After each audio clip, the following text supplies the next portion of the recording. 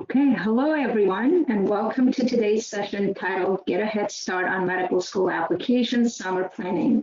My name is Lilian Bartumian, and I'm the Associate Director of Student and University Partnerships at the American University of the Caribbean School of Medicine and Ross University School of Medicine.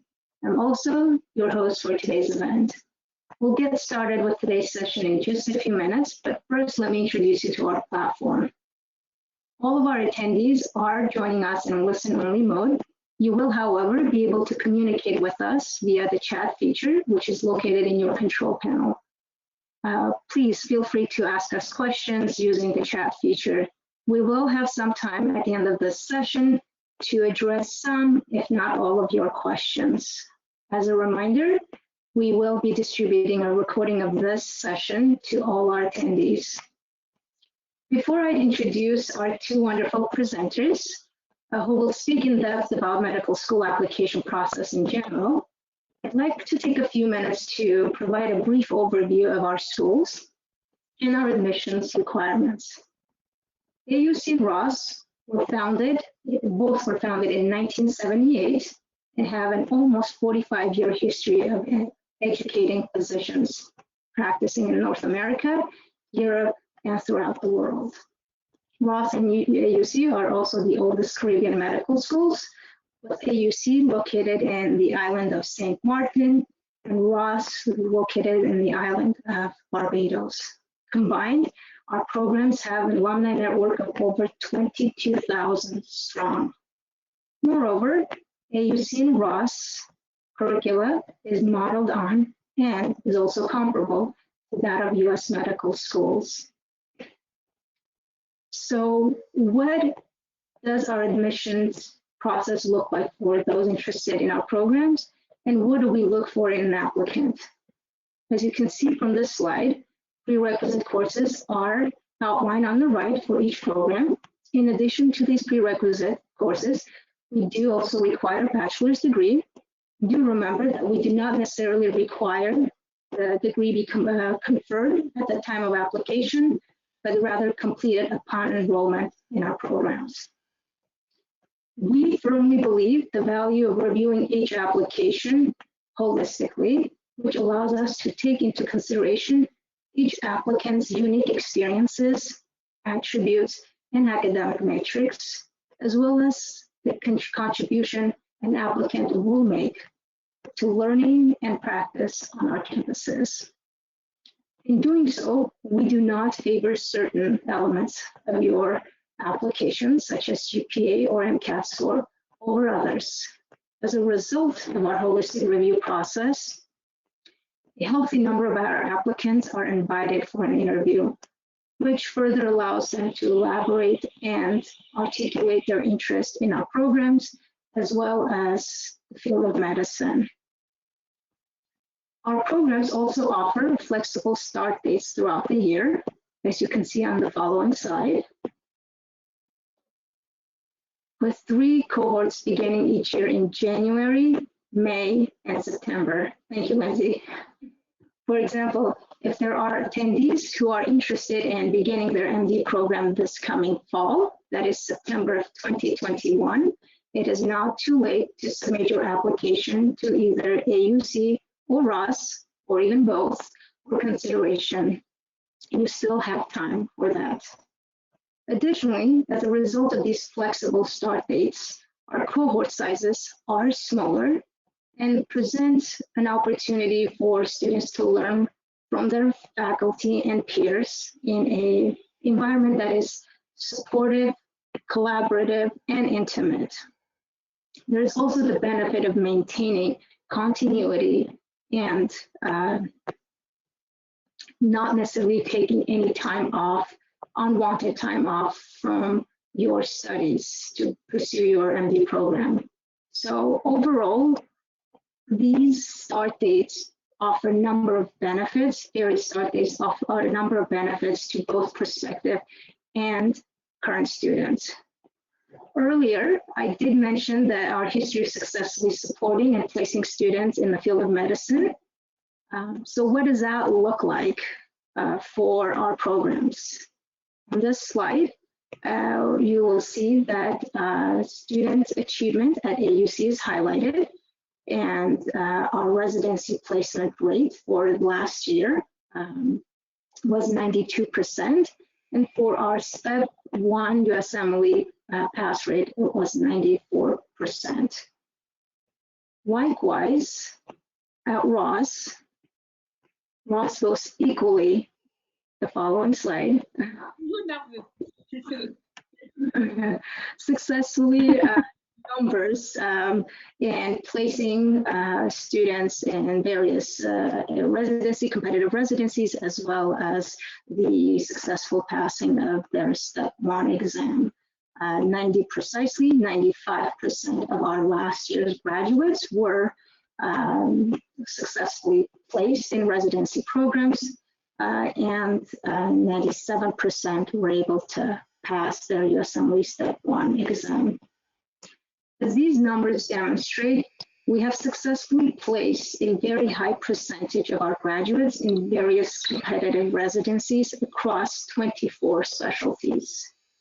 So in conclusion, for this short brief time that I have to present on both of our schools, both programs offer strong programs and outcomes for students interested in pursuing their MD education.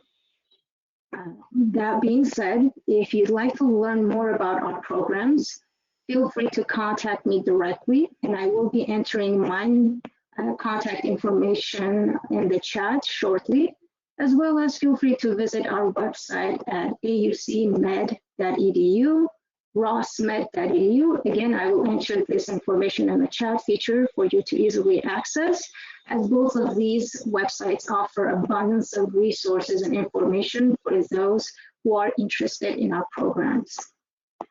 So, without further ado, let me introduce you to our presenters today. Our first presenter is Michaela. She is a former admissions. Hi, everyone.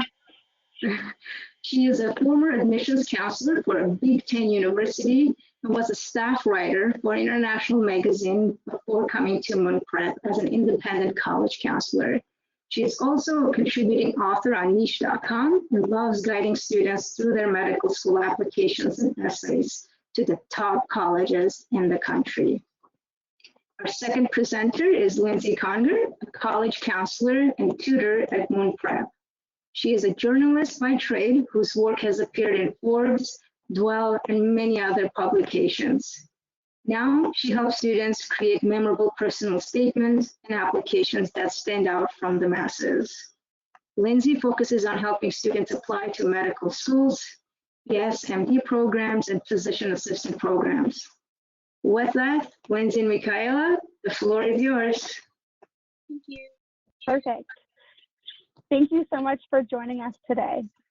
I know that, COVID has upended so many of our plans to create a strong resume towards medical school. So it just makes me so happy that you're using this time to focus on preparing for the upcoming medical school admissions process by being here with me and Lindsey. And today we're going to be creating a checklist of areas that you can focus on now so that you're fully prepared well in advance for your medical school applications, and also know where to spend your time right now, no matter where you are in the process. But first, I'd love to tell you a little bit about who we are and where we're coming from with our advice. So MUNPREP is made up of a team of independent medical school counselors who work with students virtually and also guide them through the admissions process. The counselors at MUNPREP, which both me and Lindsey are counselors, we serve as a guide and a mentor to our students, often also sometimes a friend to our students. We really help both college and high school students select the right classes for their major, help them narrow down their interests to choose a specialty, find summer research opportunities or internships, and also help them find shadowing experiences to build a solid resume. Our focus is helping students build the strongest possible applicant profile so that when medical school applications roll around, they're the most competitive candidate for even the most selective university on their list. And essentially, we're working with students in a one-on-one capacity. We don't follow a typical Monday through Friday 9 to 5 schedule. We're working nights and weekends and in various time zones, honestly, whenever it's most convenient for our students. And we specialize in helping craft amazing essays based on the hundreds of effective essays that we've seen. And our counselors come from a variety of writing backgrounds and admissions experience. We also do extensive interview prep and mock interview process. We have an extensive process that we work with our students to perfect their answers and also help them gain confidence before their interviews. And our company is really unique because we accept only a limited number of students for each counselor, so we can focus completely on our students' individual needs. We have a focus on highly selective college admissions and direct medical programs or BSMD programs, as well as medical schools. So this is not just an area that we've dealt with in the past. This is actually all that we do. This is our specialty. Our counselors meet regularly to share advice with our students. So the great thing is when you work with one of us, you're really working with all of us. We also spend our time outside of meeting with students interviewing medical schools and developing resources for our students and writing articles to share our knowledge with others. You're welcome to check out our articles to see if some of the information can help with your own plan. And we also hold webinars to answer questions students may have. And you can also find recordings of those webinars, especially our webinar on writing the personal statement on our YouTube page. And specifically, my name is Michaela, and I'm lucky to be one of the counselors at Moon Prep. I previously worked as a staff writer for a national magazine and also helped launch a new magazine with them. And I was also previously an admissions counselor at a Big Ten state university. So I have the unique perspective of being the one reading the essays and applications on the other side of the screen. So I really like to bring this behind the curtain knowledge to all of you and share the college perspective with my students. This really helps them view their essays and their application from the perspective of how the college will also view them. And from my writing background, I love helping students find the story hidden in their activities in their resume. And I'm Lindsey, and I am also a college counselor and med school counselor at Moon Prep. And I work a lot with students to help them their academic profile. My passion is really helping students just like you ultimately emerge as a stronger writer. And so if you were to go like on our YouTube page, I did send those links out to you guys in the chat. You can find some interviews with medical schools, both stateside and in the Caribbean with Caribbean medical school students, just so you could really understand the process and and what to expect throughout this entire admissions process too. And so definitely check out those free resources we have too. And we have a lot of other great resources for you guys too on our Forbes page where we've interviewed the head of AACOM and things like that. So we would love to share that with you too.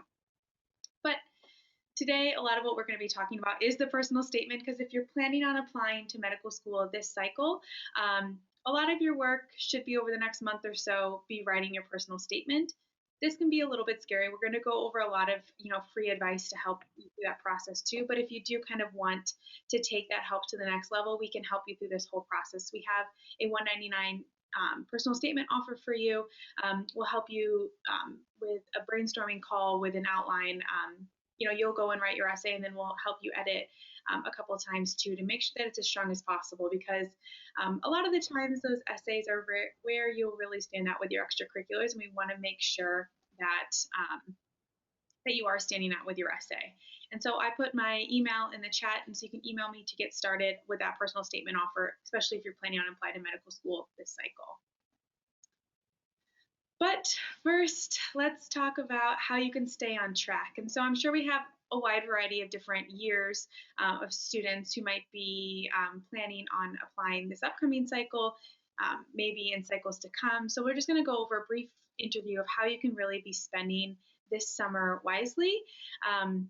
But if you are a younger student in your first 2 years of schools, you should really be using this time to start to be building strong relationships with teachers, with research professors, with your medical focused mentors who can then write a letter of recommendation for you. And this, of course, is twofold because you're going to be forming strong relationships with the mentor, as well as getting some deep experiences through your extracurriculars. And so we really do advise that you start that process early. It's impossible to cram, years of experience in just a summer, but it is really key that you start now. Starting now is better than not starting at all. So we do advise students to start to really plan ahead too. We also recommend that, maybe this summer, if you're finishing up your second year of undergrad, is to start preparing and maybe studying for the MCAT. It's probably not how you want to be spending your summer, but it is key. It can be a great time. Most students spend 3 to 4 months studying for the MCAT, 200 hours in total. And so one of the best times to do that really is over the summer. And so we work with a lot of students whose goal it is to take it, during the summer if they're finishing up their second year. And so that they can really, have that luxury. If they do need to retake it, they can. The last thing you want is it to be April, right before application season, and you still don't have the MCAT score you need. But we do want to advise you that you try and hopefully get that done this semester. Also, you should be reaching out to your pre-health advisor, making sure you're on track, that it's not going to be your senior year and you realize you didn't finish all your med school prereqs. So just staying on top of it is really going to be key throughout this entire process. And now, if you're in your third year, and finishing up possibly your third year, this is really when you should be starting to familiarize yourself with the application. Because your spring semester, I'm sure, has been really hectic. If you're planning on applying this cycle, you should have already taken the MCAT. Delaying it any further will just delay your application. And so we want to make sure that you do send in your application in a timely manner. And we'll talk about that a lot more. If you already haven't requested letters of recommendation from faculty members or physicians, you need to do that today as well, especially if you're planning on applying this cycle, just because you want to give them the time to write those letters. And a lot of them won't do it if you don't give them sufficient amount of time. And as you're kind of finishing up between your third year and fourth year, this is when you're really going to be applying to school. So as those secondaries start to come in, you should be filling those out. Interview season will be coming, and hopefully some good decisions about where you can go to med school. So this is kind of a very pared down version of what you should be doing. We sent out 2 different timelines in the chat Michaela did. And so you can check those out and start to see what you should be doing over the next couple of cycles. But now Michaela is going to explain a little bit about the application types.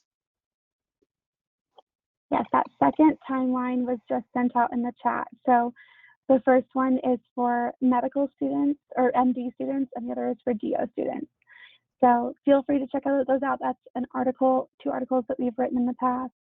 But as far as the application, different types, similar to when you're applying for undergraduate college, there are different application platforms, but they're all similar in most ways.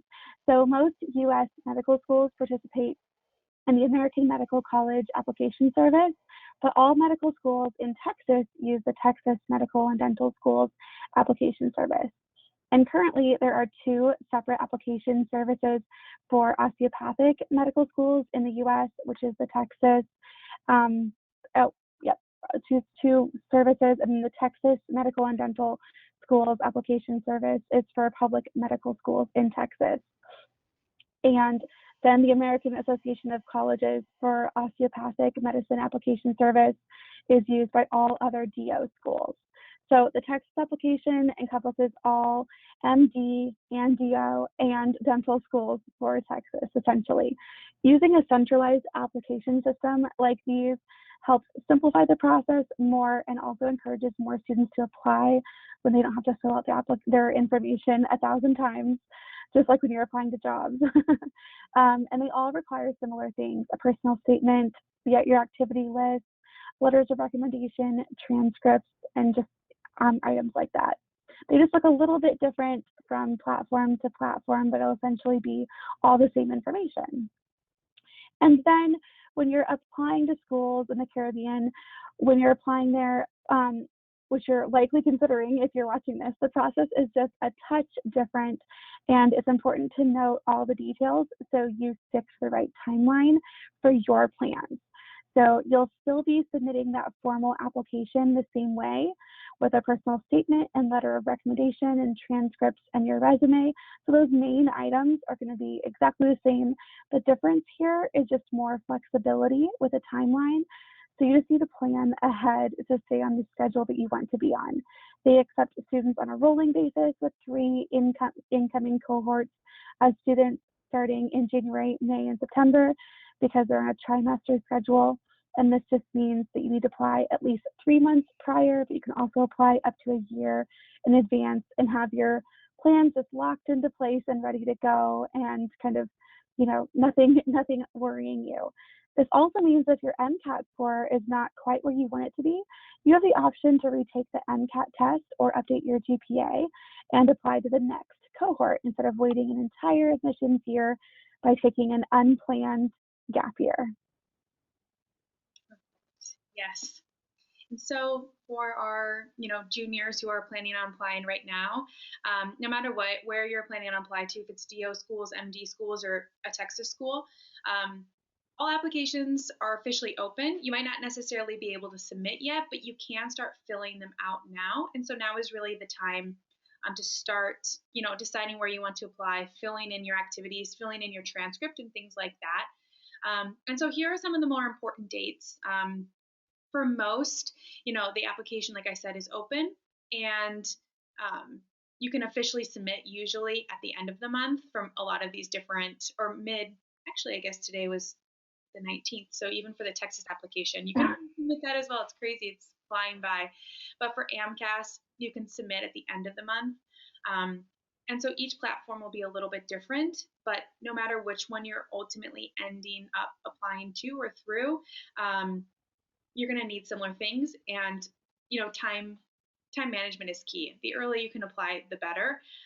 In the past, TMDSAS, the Texas application platform, has said that they give 75% of their interview spots to students who fill out their applications by August 1st. And so that's about 50% of their students that are doing that. So 50% are getting 75% of the interview slots. The remaining 50% that apply after August 1st, you're fighting for just 25% of the spots. So it really is key, no matter where you're planning on applying to, is to make sure that you're applying early. So if you are planning on applying this cycle, get on it now. It's not too late for sure. And same thing for our future younger students. It really is key to start planning ahead. You'll apply at the end of your junior year. And so just making sure that you have every piece in place so that you're not scrambling in April of your junior year for those applications or for the letters of rec and things like that. Now, to actually submit your primary application, the transcripts will be necessary, of course. So you can send that via paper. You can also send like an electronic one. You'll have to do that through your school. Send those now because those can take time. And I've had people whose applications have just been held up because something went wrong with this. That's the last thing you want. So just make sure that your transcript is being sent now if you're planning on applying in this cycle. MCAT score, this has changed a little bit now. You can submit without it. Sometimes it will delay your application depending on which service you're taking, or which application service you're applying through. So just taking that earlier is better. It might change in the future if you're a younger student, just because COVID has kind of messed things up a little bit, but just make sure that you're staying on top of when you need to take your MCAT. Another thing you'll need to submit is your list of meaningful experiences. So for each application platform, you get to list out your most meaningful experiences. So this could be research, this could be volunteering, clinical experiences, non-clinical experiences, anything volunteering, jobs, conferences you've attended, extracurriculars, sports, hobbies, anything you want really. And so you can write a set number of characters for each activity, and then for 3 of them you get to expand on why they're your most meaningful. So you can start to write those now, especially if you are planning on applying this cycle, making sure that those are another way for you to showcase what you learned and what you did in those activities. We're going to talk about this a lot, but personal statement is definitely one thing you need before you can submit your primary application. And so this is going to be really key. We're going to talk about, some advice on how to write this personal statement. But it is really important to help you showcase who you are as a person, what makes you unique. And then lastly is those letters of recommendation. A lot of students will ask, maybe a research mentor, a physician they shadow, things like that, or people like that. And so that is something that, once again, just kind of takes time to do. So start to plan those ahead, to plan ahead. Now, once you actually submit your application, there is a verification process that you'll have to go through. And this is kind of the easiest part. Once you do it, you send it off, and then the different application platforms will then verify your information. The later in the cycle you apply, the more students that have also been submitting their applications, and so then the longer it takes to verify. If you do it earlier, it could take 1 week. If you do it later in the cycle, the buildup happens and it could take 4 weeks. So then that delays when you receive your secondaries, which delays when you could get your interview. So that's why submitting early really is key. So for most schools, if you're applying to like Ross or AUC, they don't require secondary essays, but a lot of US schools do require secondary essays. This is just another opportunity for you to showcase yourself. And so I've had a lot of students who kind of take their time on their essays. They might send it back 4 weeks or 6 weeks. That's some of the worst, the worst thing you can do, because it really just delays your application being reviewed. Schools won't open up your application until you've submitted it. So even if you submit it on the first possible day, but you don't submit your secondaries until October 1st, they're not going to look at your application until October 1st. So it's essentially like you applied on October 1st. So sending back your secondaries on a timely manner is really key. Now, interviews can start as early as late June, depending on how quick you are with everything, but they typically will occur in late August. They will happen through February, even later in the spring.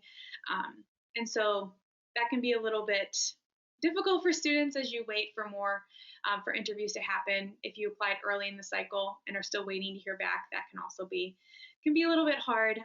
The good news is about schools like Ross, AUC, they usually do get back to you really quick on your interview. I think that they said that they have meetings every single week, and so they can make decisions pretty quickly on their students. But some US universities aren't like that. I've had students who interviewed in October but don't find out until March. And that's just kind of how it is sometimes. And of course, the decision release dates as early as October, but can be as late as May. And so you can either be admitted, rejected, or sometimes offered a waitlist position. And then your decision of coming off the waitlist could really happen almost at any time. Mm-hmm. Michaela, I think you went over a lot of this information already. Yeah, pretty good. It was out of order. So sorry. That's okay. Yeah. So essentially, it was all of this same information, just that, when you're applying to the Caribbean schools, you're going to be using those same items. And then there's just 3 separate start dates. And so you just need to plan ahead. But if you need to update anything like your MCAT score or your GPA, you can just retake it or update them and then just apply to the next cohort. So you're not a full year behind. So that's the great thing about this set of schools. Perfect. Now, we do work a lot with younger students, and one thing that we've heard a lot is, I couldn't do any activities because of COVID. That's really no excuse, because as you guys all know, the internet exists and you can be doing a lot of things online. And so, of course, they're not going to compare you the same as you were before. If you were applying 5 years ago, the resumes aren't going to look the same. We recently did an interview with Kaiser Permanente, Bernard J. Tyson School of Medicine. And, I asked her about how they're comparing applications, how they're looking now. And she said, of course, a lot of students, maybe with Fulbright scholars, that got canceled, who had research positions and volunteer positions canceled. So she's, of course, seen a lot of that. But she said she had seen like a huge increase in like COVID contact tracing or virtual medical scribing and things like that. So there are a lot of different ways that students can still be making a difference virtually. So just the fact that, COVID maybe has shut down online activities, in-person activities, it doesn't mean that you can't be doing anything essentially. And so actually, like, the University of Utah School of Medicine defined a competitive applicant as someone who had completed over 100 hours of community service within the last 4 years. It's quite a bit. It's hard to cram 100 hours, into a summer unless you're really going full time at it. And so we really do advise students to be consistent with their activities. We don't want them to see you throwing things in at the last minute. We want consistency and longevity with your activities. And so another thing that I talked to the Dean of Admissions at Kaiser as well was about shadowing, how they view virtual shadowing. And that's completely okay. So if you aren't able to get in-person shadowing, you can be taking advantage of different platforms like web shadowers or virtual shadowing. There's a lot of different sites out there. Those are all totally fine because, you're getting a different perspective of the medical field, but you're still getting to learn about different specialties and things like that. So completely okay still. And same thing for volunteering. It can be virtual, it can be in person, it can be through tutoring or a clinical experience or like an online platform that you find. Ultimately, it doesn't matter. We just want to see our students kind of making a difference in different areas as well. And like I said before, with clinical experiences, it's still definitely possible to get those if it's through virtual medical scribing, if you're lucky enough to actually work in a hospital or by volunteering or as an EMT or whatever it might be. Another thing that students always try and get is research. But, I will say, you don't want to just do any type of research. All research experiences were definitely not created equal. So a lot of times when admissions officers are looking at research, they're not just looking, and seeing that you did research and checking off that box. They want to see, are you really contributing? Are you having a meaningful experience? Are you really starting to get a full spectrum of what that research is about? And so that's definitely something that we try and stress with our students, is to go beyond the surface level with it. And then last but not least, just with extracurriculars and leadership, a survey of a medical school admissions faculty, one of the things that they were looking at is, students who kind of go above and beyond, students who have those experiences that are demonstrating leadership, the volunteer experiences, those are really what they're stressing. And so we really do try and give students the room over the next, years that we're working with them to have the opportunities to have a strong resume, to be doing something different, finding their passion with their extracurriculars. Perfect. And I'd like to add something too about, extracurriculars continue to build your resume while you're in college. It's just so important. So my best friend has 2 master's degrees in virology and immunology, and when she was applying for her master's program, I know this is like not medical school, but it's medical field, and her program honestly only had 2 seats in it. And, she honestly was so nervous, but in the end, she was a shoo-in. She got her place of only one of 2 seats because starting out freshman year, she knew what she needed to do, and she pursued research opportunities all the way from halfway through her freshman year. So she was in a lab research position every single year of her undergrad. And then when it came time to apply to those specialized master's programs that she was pursuing, she said like their interview was just like a chat over coffee because she was such a shoo-in for them. So I can't stress that enough, of pursuing the right things in undergrad. I've seen it pay off. But when it comes to the personal statement, it's important to know that, you're writing one essay for all of your applications, for dozens of your applications. So even though the different, like platforms might look different and everything, if you're applying to schools in Texas and elsewhere, it might look different. You're writing one essay that's going to encompass your application. So it's really important to take your time and not rush through that process. Make sure your personal statement is saying everything you need it to. And also get very careful of the character count. You can see that the different applications require very, very, very slightly different character count there. So just to be aware of that while you're building and brainstorming your personal statement ideas. But just really take your time on that and make sure it's saying what you need it to, because, that's the first thing they're going to see. And I know, of course, you might be writing more when it comes to secondaries, but this is kind of the main item as we begin writing. And then, when students are preparing to apply for medical school, you'll need to prepare a personal statement, of course, and you're going to use that same personal statement to apply to all the colleges on your list.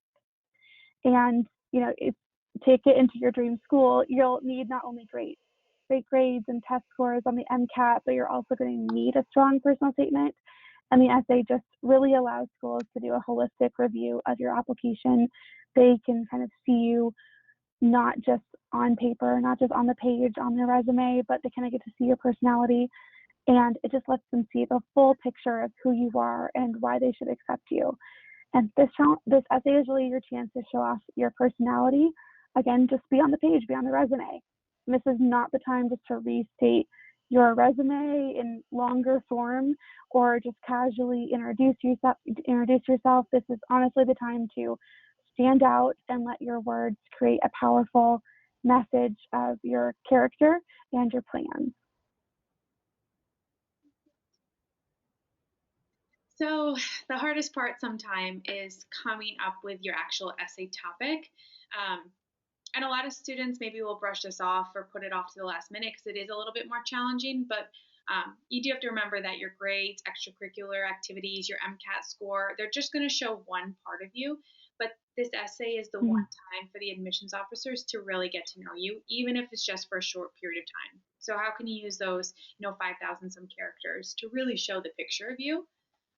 And so typically when we're working with Moon Prep students, one of the first things we do is, kind of go through brainstorming questions. And here are a few, examples of them, of things that, you don't necessarily have to include in your personal statement, but it does kind of help to think about what you should be writing about. So some of those are, why have you selected the field of medicine? And of course, it can be deeper than, of course, I've always wanted to be a doctor. We want you to really dig in and think about what being a doctor means to you, and then how do you showcase those qualities as well. Same thing for what motivates you to learn more about medicine. Is there a certain activity, extracurricular you've done that kind of have helped you feed that motivation, that have helped you change how you're kind of pursuing the field of medicine? And number 3, what do you want medical schools to know about you that hasn't been disclosed in other sections of the application? So this could be qualities that you want to showcase to them. It could be a particular story that you want to tell from your volunteering or your clinical experiences or whatever it might be. But you definitely want to make sure that you're showcasing something unique about you. You don't want to use the same stories in your meaningful experiences for the activity section as you're using here in the resume. Unique stories are going to be really key. And same thing for number 4, what significant life experience have you had that changed your outlook on the world or had an impact on your activities? So think about how your life has changed it, how you've reacted to things, how it maybe changed your path to medicine. So be really personal here. It's okay to add in really specific details too from your life, as long as it has a purpose. It showcases how that changed your path to medicine and motivated you on your path to being medicine. And then a lot of you guys will probably talk about this. What achievement are you most proud of? We work with a lot of students who maybe are a little bit cautious about bragging about themselves because they don't want to be too boastful. But sometimes when they're trying not to be boastful, it almost comes across worse because they're almost calling attention to the fact that they're trying not to be boastful, and it just doesn't come across quite right. So, be proud of what you've done. Be careful of tone. You're probably not being too boastful, and in fact, when you're trying to tiptoe around it, it almost makes it worse. So just make sure you're reading it out loud, reading it to other people, and just be careful of tone. But this is the essay kind of to brag about yourself, because if you don't tell us the great things you've done, no one's going to. And so it is really key to make sure that you are talking about how you are right for the field of medicine.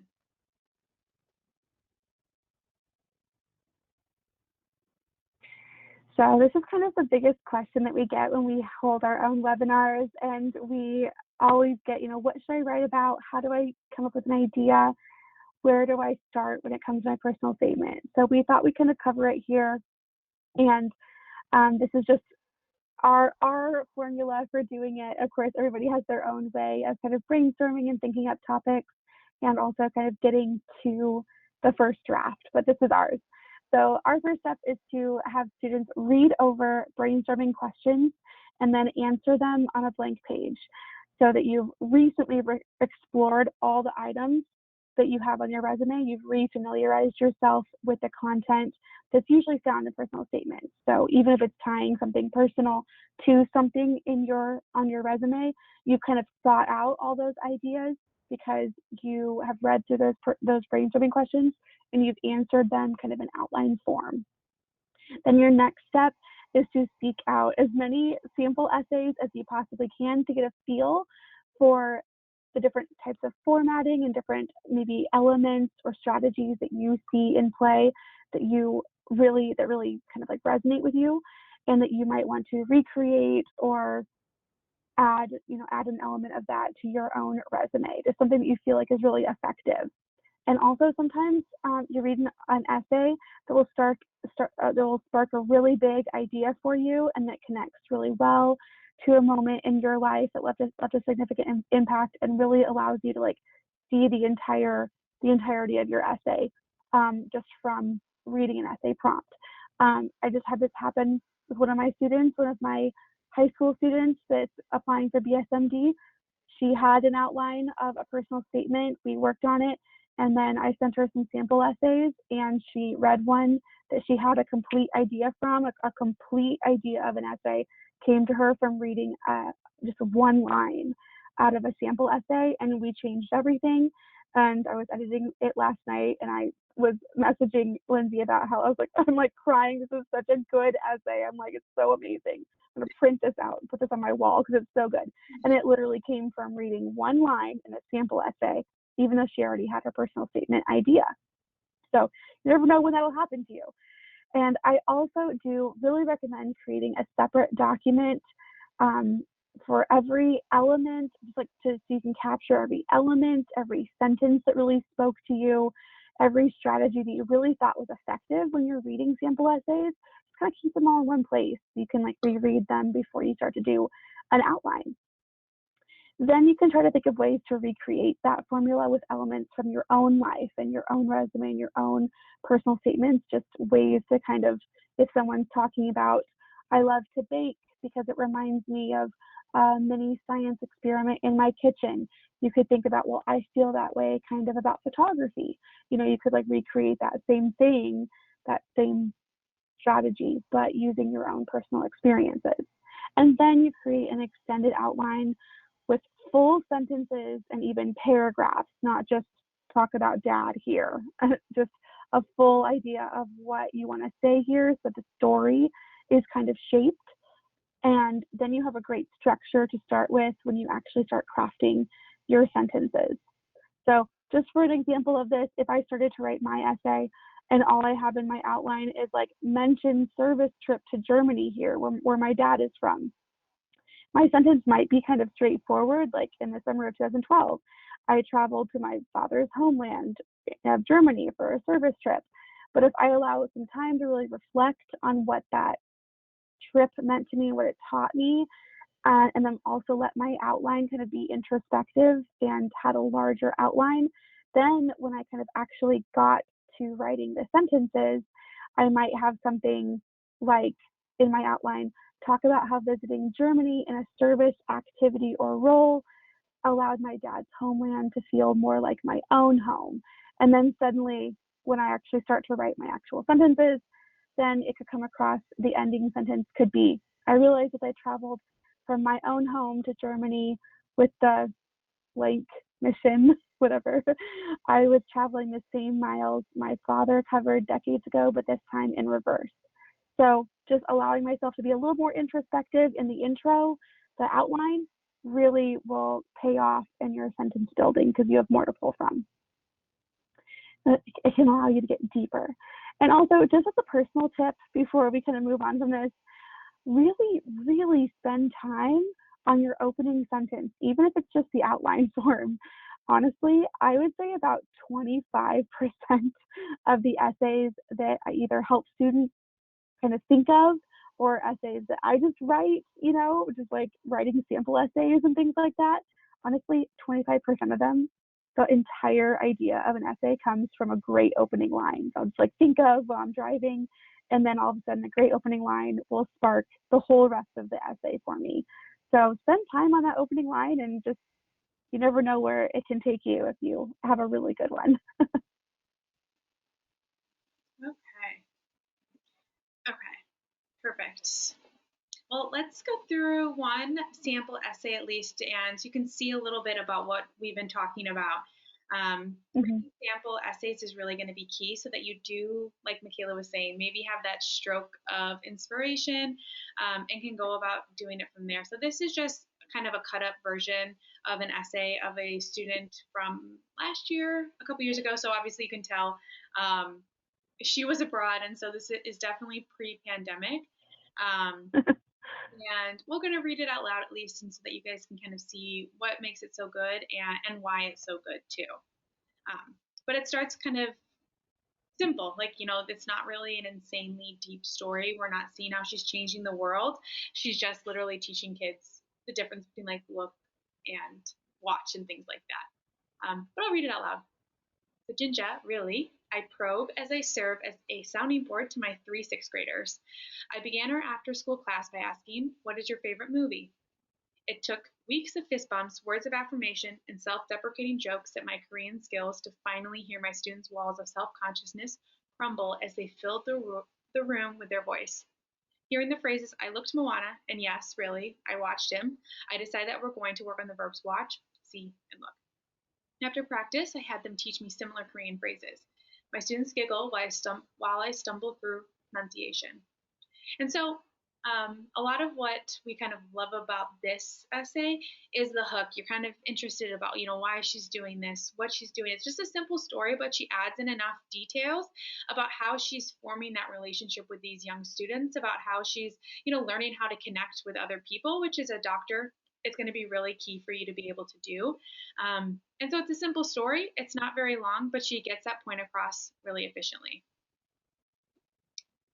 And then here's the transition from her opening to the main body of her paragraph. So after a day of coordinating my PowerPoints with the textbook and filling out evaluations, I reflect on the path that has brought me to this rural school in South Korea as a Fulbright English teaching assistant. So then she explains what she's doing. As you can kind of see, going back actually to the previous one, she's not telling us from the start that that's what she's there doing. She's kind of leaving it a little ambiguous, there it is, and explains it to us a little bit later on. And so that's totally fine to do, especially in the opening paragraph. Throw us in the middle of a story, and then we'll start to see a little bit more about what's going on and how it relates to you as the story goes on. So this is kind of in the middle, she goes on and talks about different things. So she talks about her research that she did. Her initial love of biology and medicine came from actually like dissection. She did like a mink dissection, and so she learned a little bit more about how that played a role in medicine. And then she goes on and shadow some doctors. She does volunteering. So we start to see a bigger picture of who she is. And she has like little qualities and skills that she learned throughout the way. But then she does do it full circle. And so at the end of her essay, she ties it back with a little bow and brings it back to South Korea ultimately and her work there. So here's her ending. I stepped off the flight not knowing anyone in South Korea nor understanding the language. However, these challenges morphed into opportunities to learn.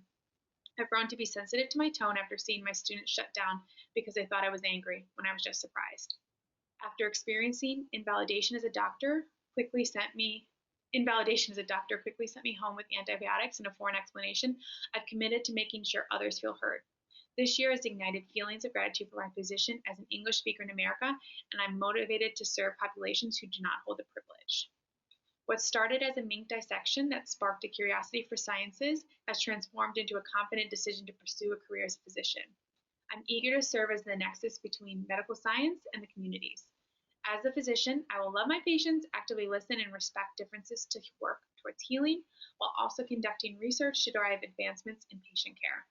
So we start to see who she would be as a physician. We would know that she would take the time to listen to her patients because she understands kind of that language barrier. So she is working in an underserved community where there is maybe a patient who doesn't speak the same language as her, she would already kind of understands a little bit about what that's like and would have that extra patience, really monitor her tone and her body language and things like that.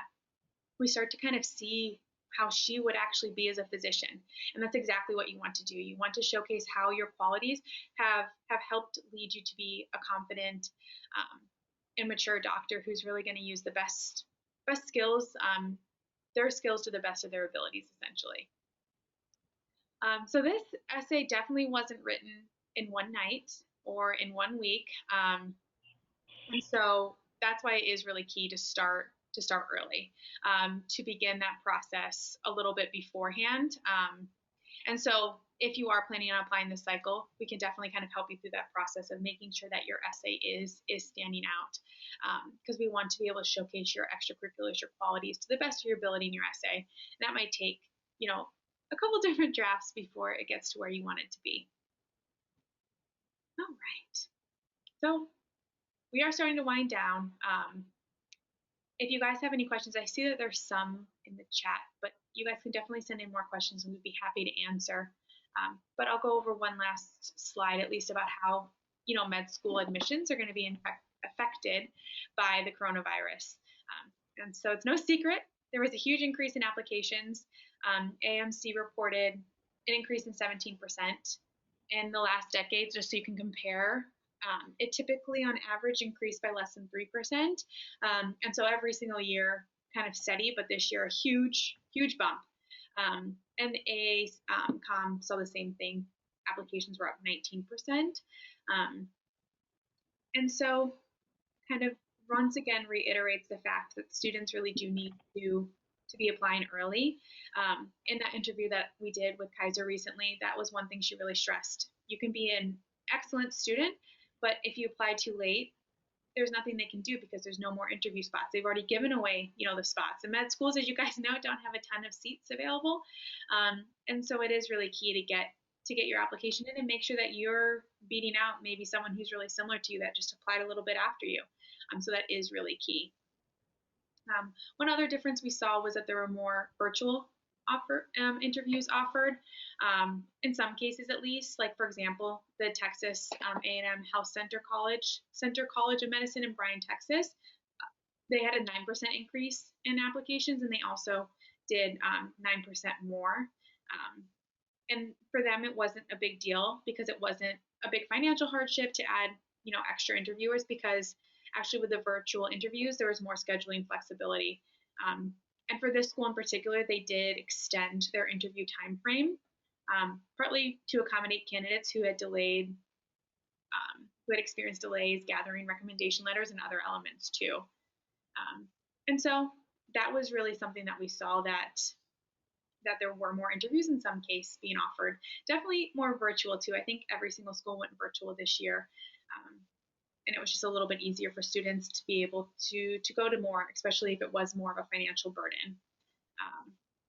We did see some schools went test optional.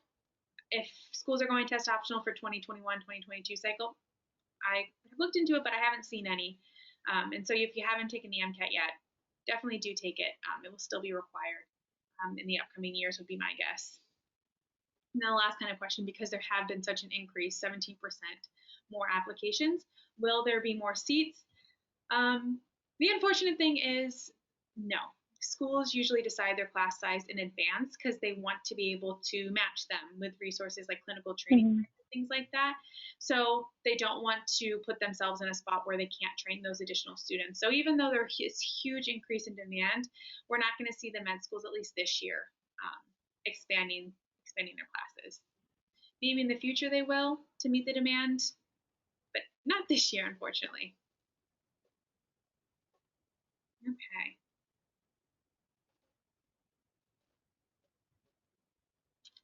So, do you want to do this one, Michaela? Sure, yeah.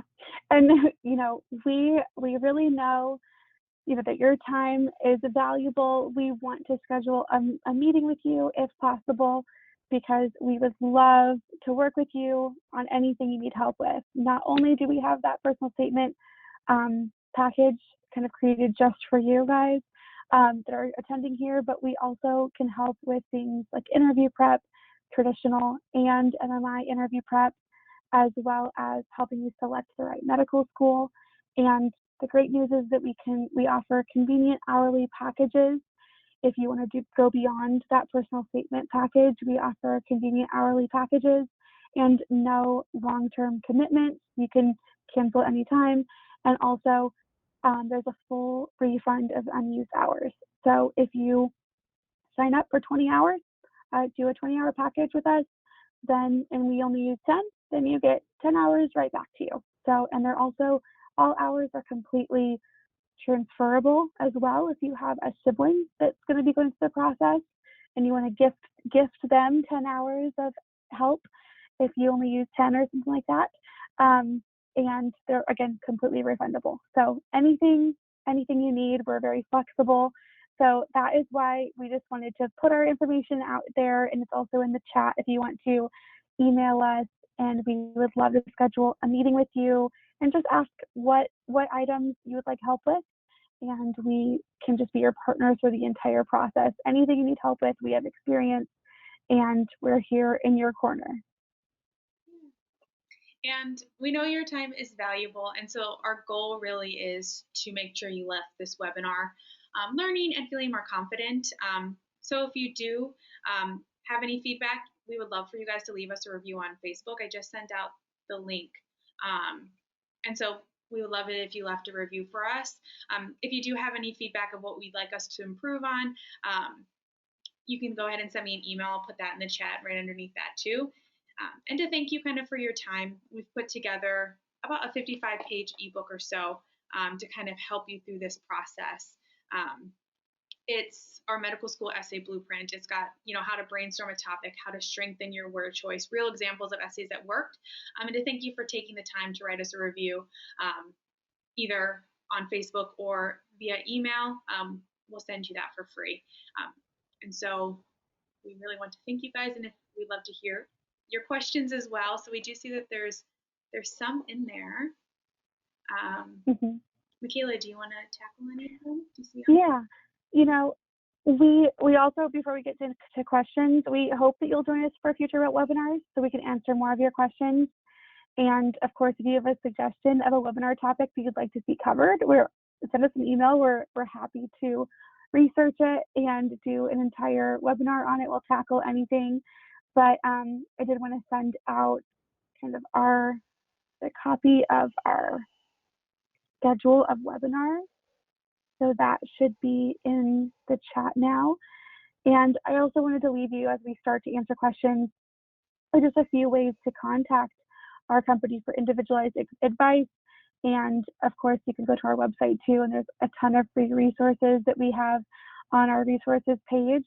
So on the screen is our email addresses, and also a link to our free resources page, which has ebooks and worksheets on every subject you can possibly imagine, from essays to interviews to, I don't even underclassmen, like research ideas. We have like literally everything you can possibly think of. So, and also if you're interested in meeting with one of our counselors, even me or Lindsey, just email us and we will set you up with a meeting with one of us. And also just want to say that we also publish a monthly newsletter so that all of our followers that are kind of wanting to subscribe to medical news can all stay in touch and all have the latest college admissions and medical news. You're also welcome to stay in the loop that way, and you can just sign up on our blog page on our website. So you have ways of contacting us, and now we want to answer the questions that you've sent in. I know that we did already answer a question about how people can work with us, and it looks like a couple of the people have left to ask questions. So if you have questions, please send them in. All right. So I see there was one question about I graduated my BA in 2000 and my MA in 2010 in psychology. How does the application process look different from me? I would contact the medical schools that you're interested in applying to and just make sure that you have your prerequisites done. If you don't, all your prereqs done already, you might have to go back and redo some of those.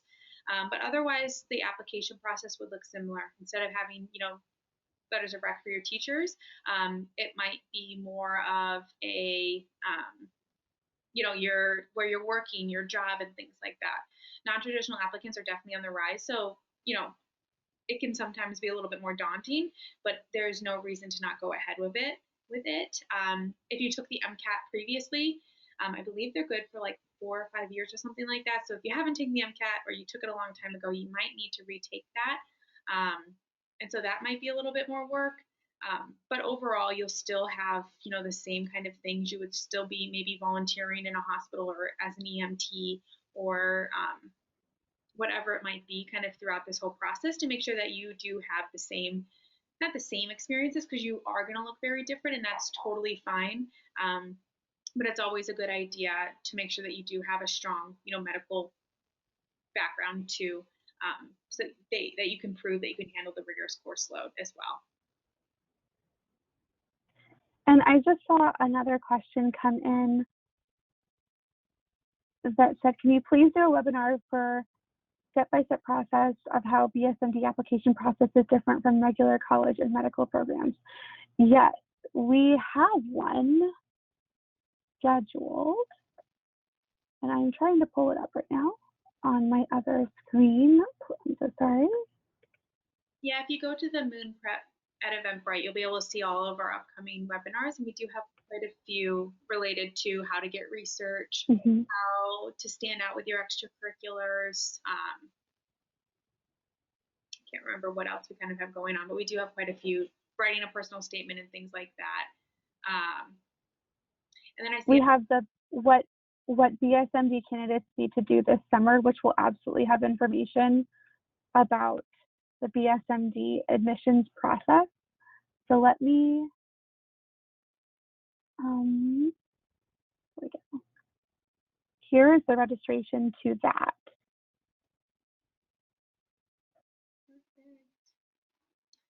And then there we go. Someone also asked about how they can work with us. You can send us an email. You have both of our emails here on the main page. Feel free to email us or go visit our website. You can set up a call with either of us as well. And we'll guide you through that whole process too. And then another question was, when is the application deadline? And this was sent, I think, earlier, so this might be related more to Ross and AUC. If that is the case, they do recommend you apply at least a month out in advance, just so that you do have the best chance of getting in. You can apply sooner, of course. Same thing with, for medical schools. I believe for medical schools, you might have a better answer for that one, actually. Yeah. Would you like to jump in here? Absolutely. Yes, they can still apply, and we do take into consideration the fact that when students are required to be on the island, giving them enough time to prepare and go through that process, just being aware of that overall timeline will be beneficial. So I would say if you are interested in either Ross or AUC or would like to apply to both, go ahead and start the process now. And I know in your presentation you mentioned the MCATs being required in most instances, and that there may be, some exceptions due to the pandemic for the 2021-22 cycle. AUC has made an exception for this fall applicants that MCAT score, if applicants have not taken their MCAT scores, they will be waived.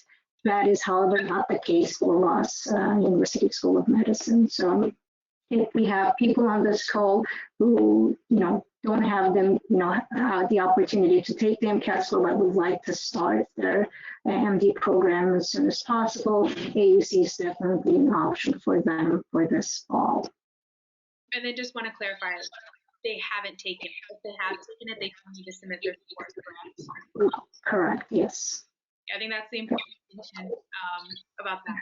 And I think that's true for a lot of different medical schools too. If you've taken it, you do have to still submit. If you have taken it in the past 5 years, we do require that you submit those scores. Perfect. And yeah, so similar to non like US-based schools too. I want to say that each school will be a little bit different. January tends to be one of the last deadlines, but you should be applying over the summer for sure to the upper.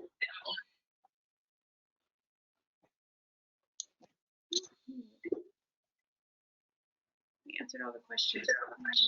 I think we did answer all of the questions, and like you both said, if you have any questions, do feel free to reach out to us. If it's an unprep related question, reach out to Lindsey and Michaela, and then AUC and Ross related questions, do let me know.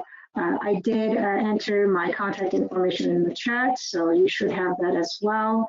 And thank you so much for this very insightful presentation. It's really, especially taking into consideration what has been happening over the past year with the pandemic, and that how that plays into the decision-making process for these medical schools, and what students need to be, applicants need to be aware of as they are navigating through these challenging times, but certainly times that may be left with not very many answers. So definitely very helpful. So thank you so much for doing this and shedding some light on what it looks like for future students. Yeah, thanks. Yeah. Thank you so much for having us. And thank you everyone for joining us. And as I said at the beginning of our session, a recording of this webinar will be sent to you. So if you missed out on any component and would like to kind of look over the webinar and the content that has been provided to you, you will definitely have access to that over the next coming days. Thank you so much and have a wonderful day. Take care. Bye. Thank you.